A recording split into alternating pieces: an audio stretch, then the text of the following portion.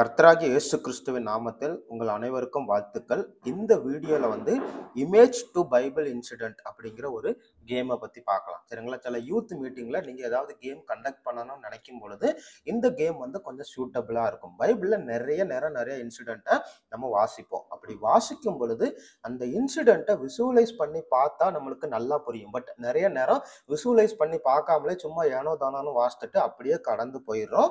But இந்த game என்ன பண்ணோம்னா, ஒருத்தர் ஒரு யூத்தா இருக்கட்டும், இல்லைன்னா ஒரு பெரியவங்க கூட இருக்கட்டும், இந்த இமேஜை நம்ம காட்டுறது மூலமா அந்த இமேஜ்ல இருந்து என்ன இன்சிடென்ட்டை நம்ம சொல்ல வரோன்னு அவங்க கண்டுபிடிச்சுக்கிட்டாங்கன்னா ஓகே, இன்சிடென்ட் பற்றி கொஞ்சம் ஐடியா இருக்குன்னு தெரிஞ்சுக்கலாம். பட் அப்படி ஐடியா இல்லைன்னா இதுக்கப்புறம் அவங்க பைபிளை வாசிக்கும் பொழுது அந்த இன்சிடென்ட்டை விசுவலைஸ் பண்ண ட்ரை பண்ணலாம். சரிங்களா? இப்போ நீங்க இதுக்கான ரூல்ஸ்ன்னு பார்த்துக்கிட்டீங்கன்னா, பைபிளை ஓப்பன் பண்ணி வச்சுக்கலாம். பைபிளை ஓப்பன் பண்ணி வச்சுட்டு நம்ம ஒரு இமேஜை காட்டுவோம். அந்த இமேஜுக்கு உண்டான இன்சிடென்ட் பைபிள்ல எங்க இருக்குன்னு சொல்லி எடுத்து வாசிக்கணும். அந்த இன்சிடென்ட்டை ஷார்ட் சென்டென்ஸ்ல சொல்லணும். ஸோ அப்படி சொல்ற மாதிரி வச்சுக்கிட்டோம்னா கொஞ்சம் என்கேஜிங்கா இருக்கும். ஃபர்ஸ்ட் இந்த இமேஜை பாருங்களா. இந்த இமேஜ்ல இருந்து என்ன இன்சிடென்ட்டை சொல்ல வாரன்னு சொல்லி உங்களால கெஸ் பண்ண முடியுதா? 1 2 3 4 5.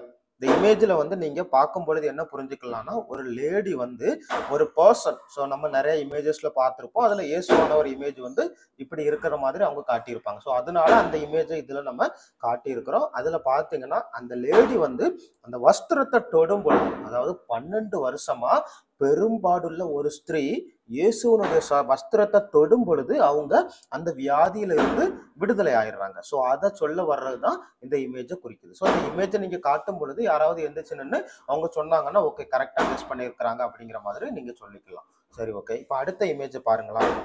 இந்த இமேஜ்ல நம்ம என்ன சொல்ல வரோன்னு உங்களால கெஸ் பண்ண முடியுதா? 1 2 3 4 5. இந்த இமேஜை பார்த்தீங்கன்னா, தீரு அப்படிங்கிற ஒரு பட்டணம், ஜோப்பா அப்படிங்கிற ஒரு பட்டணம், ஜெருசலேம். ஸோ இந்த 3 பட்டணத்தையும் ஹைலைட் பண்ணியிருக்கிறாங்க. பக்கத்திலே கடல்ல சில மரங்களை கட்டி வச்சிருக்கிறாங்க. இந்த மரங்களை இப்படி கட்டி வைக்கிறதுக்கு பேர் என்ன சொல்லுவாங்கன்னா ராஃப்டிங். தமிழ் பைபிள்ல பாத்தீங்கன்னா தெப்பங்கள் அப்படிங்கிற மாதிரி போட்டிருப்பாங்க. சாலமோன் ராஜா தேவனுடைய ஆலயத்தை கட்டும் பொழுது அதற்கு தேவையான மரங்களை லீபனோன்ல இருந்து வெட்டி எடுத்துட்டு வரும் பொழுது என்ன பண்ணுவாங்கன்னா, அந்த கடல் மார்க்கமா கொண்டு வர்றதுக்காக இப்படி இந்த ராஃப்டிங், அதாவது தெப்பங்களா கட்டி கடல்ல என்ன பண்ணுவாங்கன்னா, அப்ஸ்ட்ரீம் டவுன் ஸ்ட்ரீம் இருக்கிற இடத்துல அதுவே மூவ் ஆகும். பட் மற்ற இடங்கள்ல என்ன பண்ணுவாங்கன்னா, போட்டு மூலமா மூவ் பண்ணி ஜோப்பா பட்டணம் வரைக்கும் கொண்டு வருவாங்க.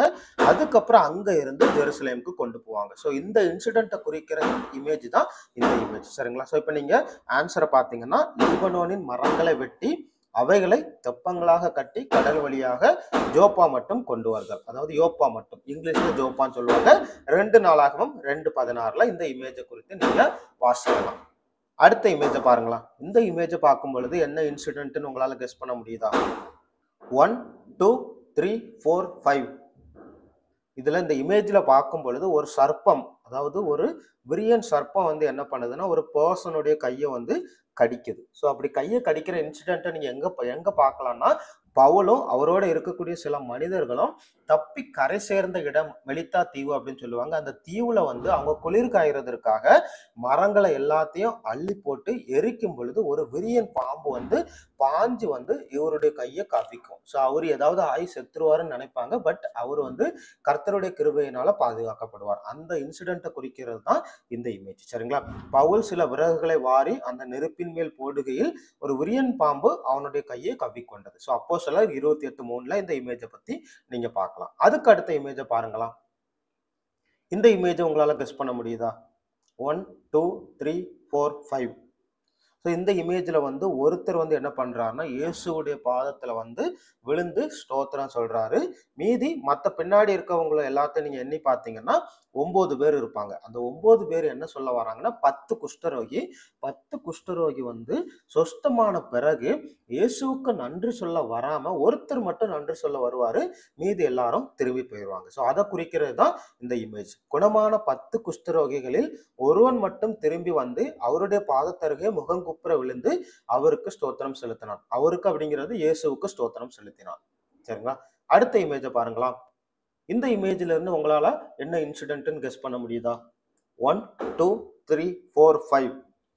2 தூணுக்கு இடையில ஒரு பர்சன் நின்றுட்டு என்ன பண்றாரு, அந்த 2 தூணையை தள்ளும் பொழுது அந்த வீடு முழுவதும் இடிஞ்சு விழுந்து அந்த வீட்டுக்கு நாட்டில் உள்ள எல்லா மக்களும் பிரபுக்களும் சேர்ந்து இறந்து போயிடுவாங்க. ஸோ இந்த இன்சிடென்ட்ல இருந்து நீங்க என்ன புரிஞ்சுக்கலாம்னா, சாம்சன் அதாவது சிம்சோன் வந்து அவருடைய கடைசி காலகட்டத்தில் பெலிஸ்டியர் வந்து என்ன பண்ணுவாங்கன்னா அவரை வந்து கைது பண்ணி அவருடைய கண்களெல்லாம் பிடுங்கி ஒரு சிறைச்சாலையில போட்டுட்டு அவரை வேடிக்கை காட்டுறதுக்காக இப்படி கொண்டு வந்து நிப்பாட்டுவாங்க. அப்படி நிற்கும் பொழுது அவர் என்ன பண்ணுவாரு, தேவன்கிட்ட வேண்டுதல் செய்வாரு, இந்த ஒரு விஷயம் மாத்திரம் எனக்கு இறங்கும் அப்படின்னு சொல்லிட்டு என்ன பண்ணுவாரு, அப்படி அந்த 2 தூணையும் தள்ளும் பொழுது எல்லாரும் அந்த தூணுக்குள்ள, அதாவது அந்த தூண் இடிஞ்சு விழுந்து அந்த வீட்டுக்குள்ள மாட்டி இறந்து போயிடுவாங்க. ஸோ அந்த இன்சிடென்ட்டை குறிக்கிறதா இந்த இமேஜ். சிம்சோன் அந்த வீட்டை தாங்கி நிற்கிற 2 நடுத்தூண்களை பலமாய் சாய்க்க அந்த வீடு அதில் இருந்த பிரபுக்கள் மேலும் எல்லா ஜனங்கள் மேலும் விழுந்தது. நியாயாதிபதிகள் 16, 29, 30 உங்களால இதை பத்தி பார்க்க முடியும். சரிங்களா?